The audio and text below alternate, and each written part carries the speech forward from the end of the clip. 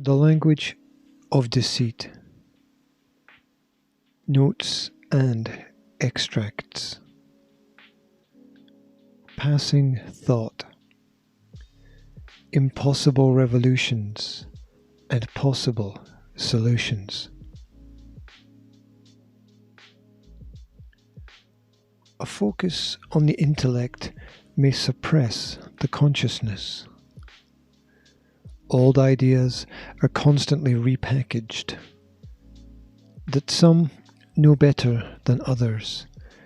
That the fool cannot be wise, and the wise cannot be a fool.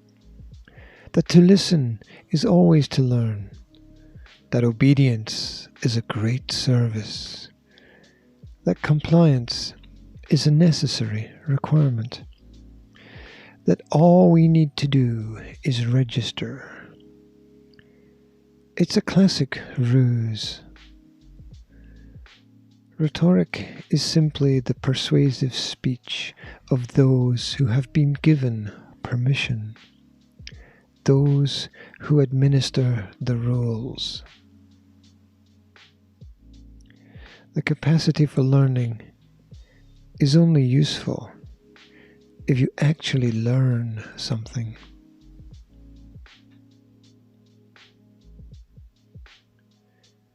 To be mindful is as dangerous as it is to be mindless. The quality of your input leads to the quality of your output, or it should. But we box ourselves. We impose limitations on our own growth.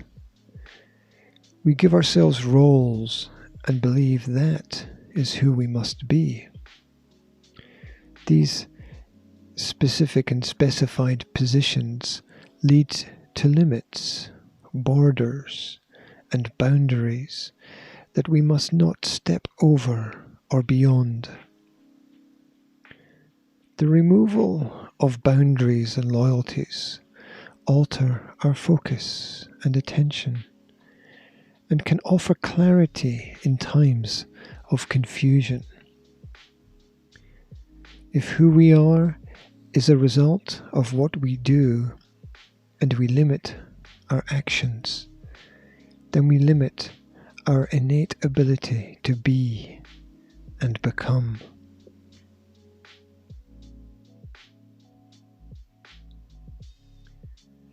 Information is limited by our ability to receive or accept it. The news is simply what is new and has nothing to do with impartial, objective perspectives. It places what was with what is, regardless of logic or contradiction. Of course, confusion is everywhere. Everything is out of context. Meaning actually comes from practical actions that justify themselves. News is so often stripped of the nutrients of relevance, stripped of the truth or specifics, stripped of the understanding of fallacy or consequence. Attempts to control the flow of information come with no apology. And eventually, at a distance, trust gets replaced by faith.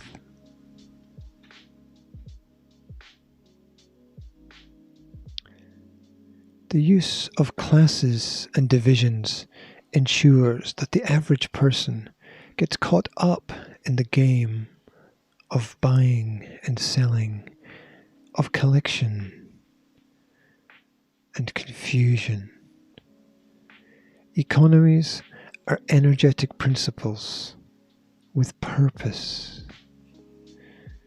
You are charged in a store as much as you are charged in a court.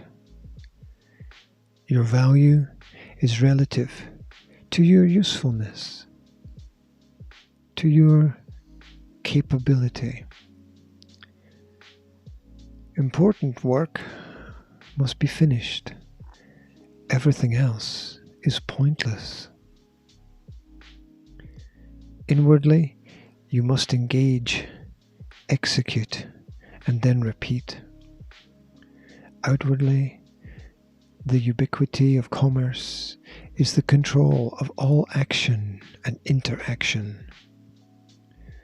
Society is simply a framework of control mechanisms. And as such, the root of traditions are in trade.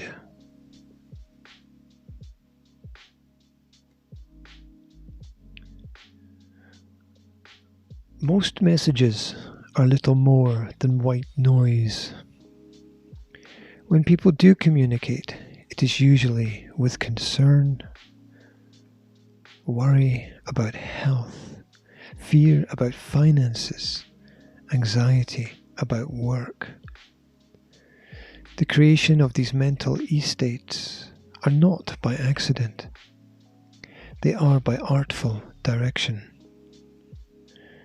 A mind in a constant state of fear finds love only with limitations, and sometimes not at all. Even nature requires nurture. Our concern for the environment is simply the externalization of our concern for ourselves. It seems easier to deal with the problems created by others than the problems created by us. In the end, the script will be flipped, and internalization of control will be used to force people to police themselves. If this has not yet happened, then it is simply just a matter of time.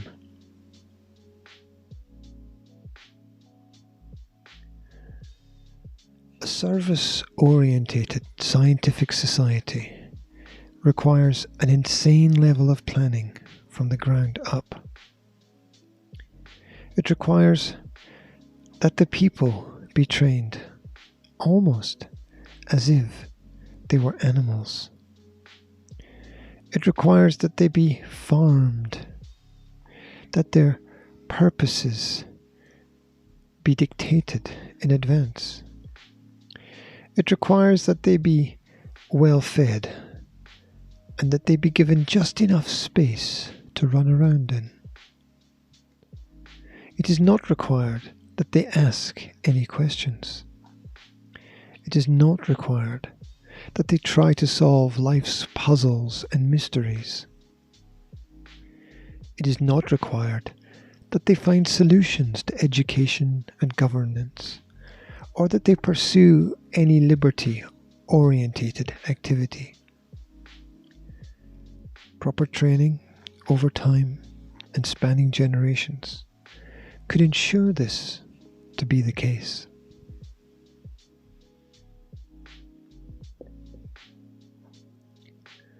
The movie will move you, yet keep you seated.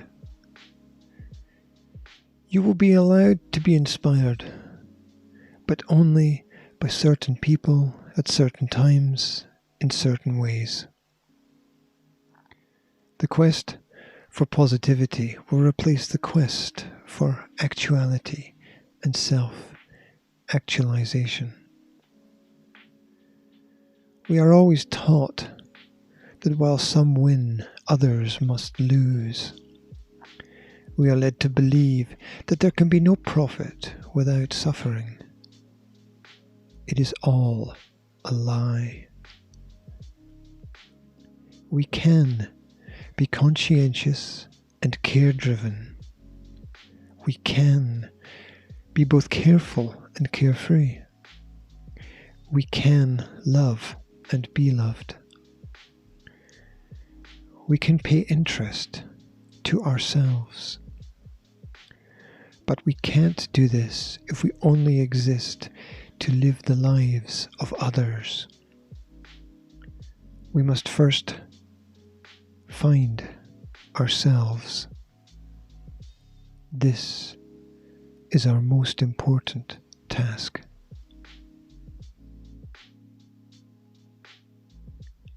The language of deceit. Notes and extracts.